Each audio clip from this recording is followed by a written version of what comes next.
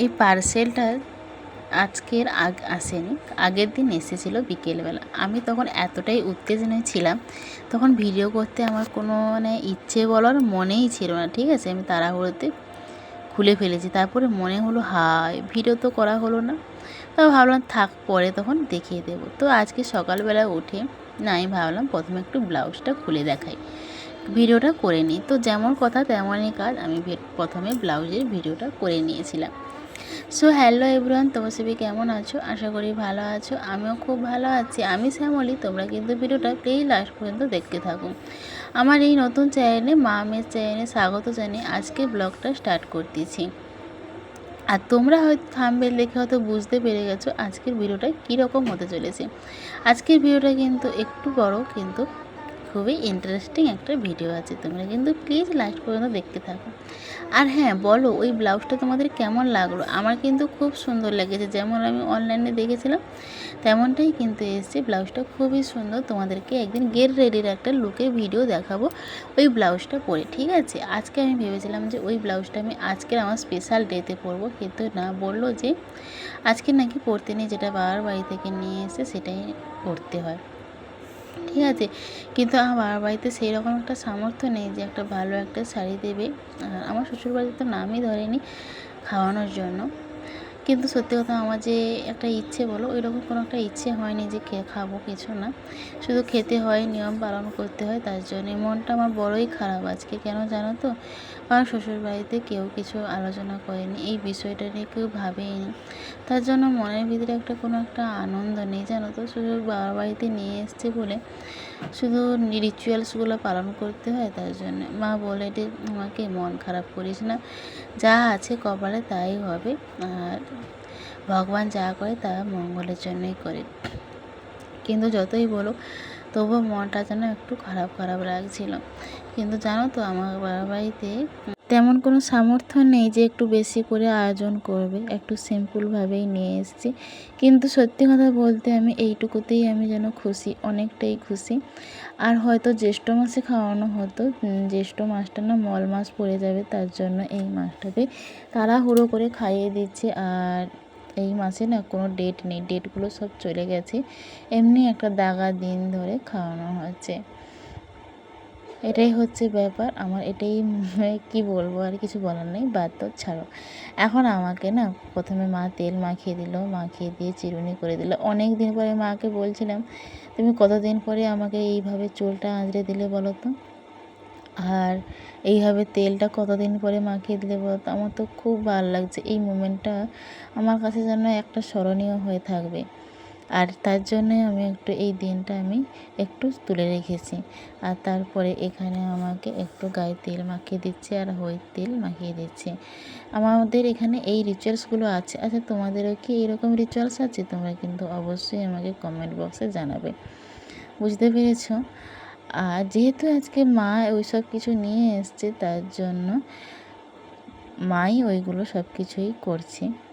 আমার ইচ্ছে ছিল, জানো তো, ওই যে দেখি টিভিতে, ফোনে দেখি যেভাবে সাত ভোগনগুলো খাওয়ানো হয়, ওই রকম আমার খুব ইচ্ছে ছিল একটু বড় করে করার। কিন্তু সত্যি দেখো, ভাগ্যের কি পরিহাস, আমার ওইসব কিছুই হলো না। এমনি একটু সিম্পলভাবেই নিয়মগুলো পালন হচ্ছে। ধরো যেভাবে করতে হয়, না করলে নয়, ওই রকমই হচ্ছে আর কি। আমার সত্যি এই বিষয়টা নিয়ে খুব খারাপ লাগছে। যদি না, হ্যাঁ হতো হয়তো, যদি না ওই লোকটা আমার সাথে খারাপ ব্যবহার করতো, তাহলে হতো। যাই হোক, বাদ দাও ওইসব কথা, আমি আর পুরনো কথা আর তুলে ধরতে চাই না। আজকের কিন্তু দিনটা আমার কাছে ভেরি ভেরি স্পেশাল, তাই এই নিয়েই খুশি থাকি। আর আমি কিন্তু বাথরুমে আজকে স্নান করিনি, আমি আজকে পুকুরে গিয়ে স্নান করেছি। পুকুরে গিয়ে না যদি স্নান করি, সেই রিচুয়ালসগুলো মানতে পারবো না। ঠিক আছে, তো এখানে আমার প্রথমে শাশুড়ি মা এখানে আমাকে প্রথমে আশীর্বাদ করছে। আর এখানে দেখো এই পুচকুটা কীভাবে দেখছে, আমার তো খুব কিউট লাগছে। ও যখন দেখে আমি কিন্তু অতটা দেখি না, কিন্তু ভিডিও করার পর দেখলাম যে বাচ্চা ছেলেটা আমাকে কীভাবে দেখছে, আমার কিন্তু খুব কিউট লাগছে আর ভালোই লাগছে। তারপরে প্রণামটা সেরে নিলাম। আর একবারও বলেনি আমার শাশুড়ি মা যে তুমি আমার মাকে একবারও বলেনি যে তুমি তোমার মেয়েকে একটু আশীর্বাদ করো। তারপরে আমার শাশুড়ি মা কোথায় একটা চলে গেল, যাওয়ার পরে আমি মাকে বললাম, মা তুমি আমাকে আশীর্বাদ করবে না, তুমি আমাকে আশীর্বাদ করো। তো তারপরে মা আমাকে আশীর্বাদ করলো, সবার শেষে আমাকে আশীর্বাদ করলো জানো।